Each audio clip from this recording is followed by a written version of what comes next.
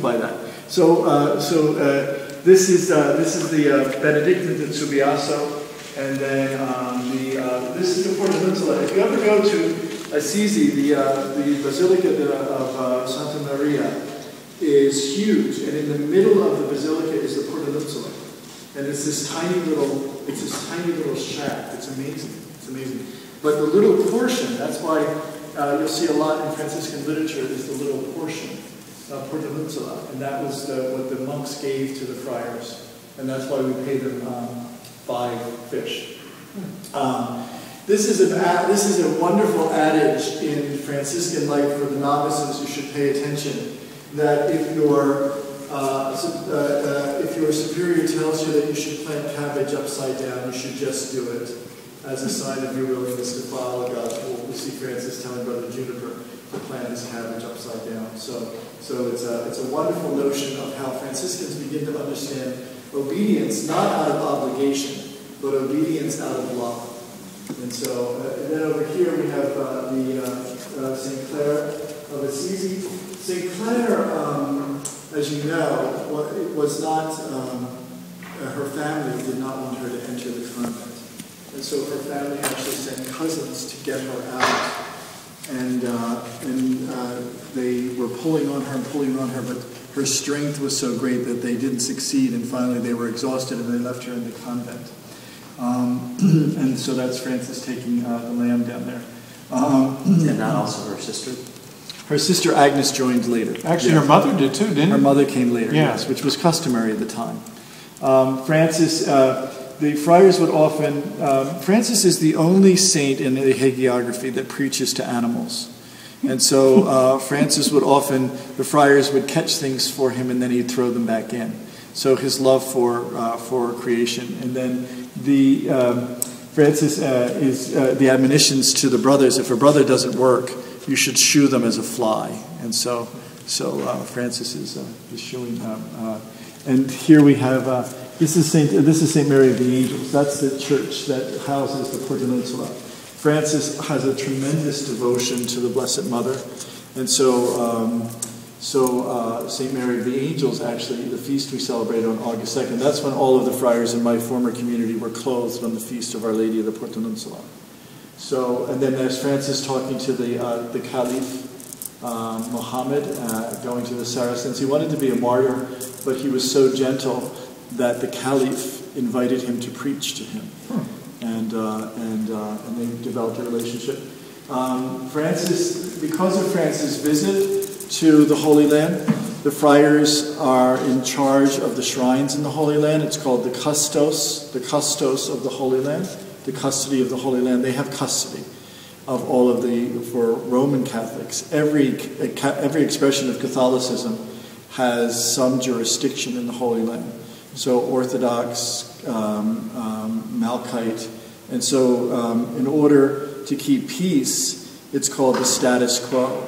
Each jurisdiction who has some claim to the shrine at Bethlehem, they all have areas that they're in charge of. So if a light bulb goes out, and that happens to be on the Roman Catholic side, none of the Orthodox dare touch it. There's even a YouTube video of them fighting with each other, fist fighting, exactly.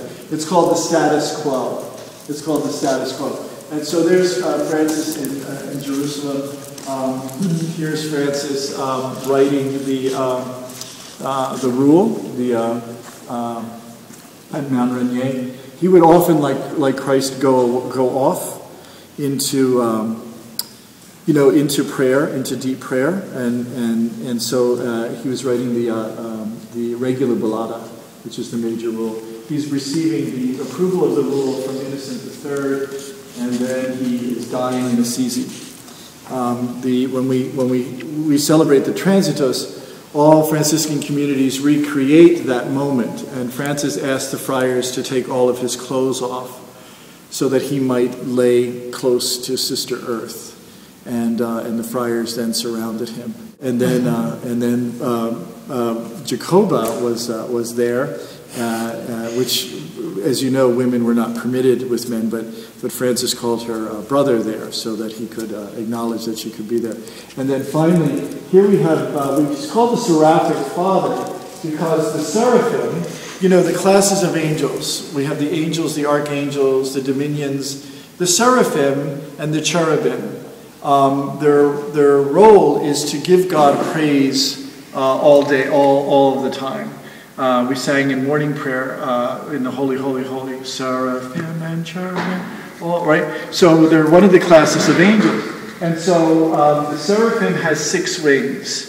And they cover their face before the face of God, and so they have 6 wings. And so Francis received the stigmata from the seraphic angel, which is why we refer to him as our seraphic father.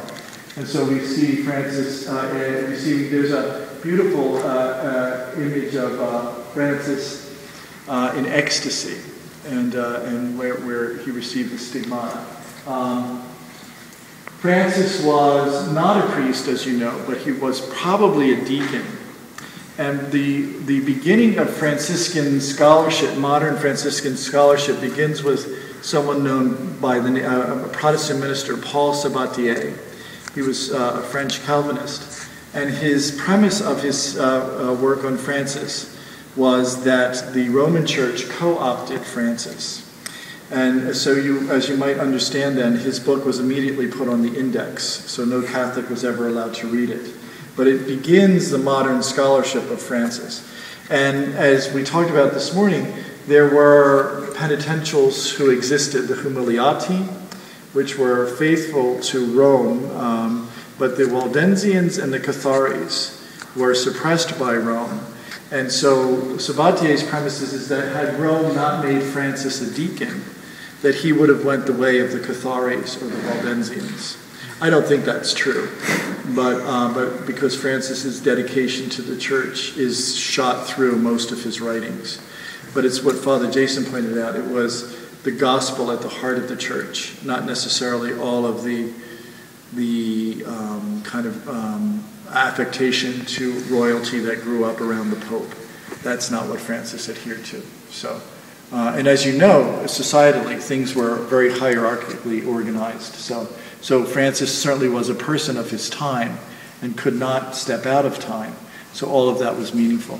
So, and it was not long after the stigmata that Francis, what we call transitioned from this world to the next in the Transitus.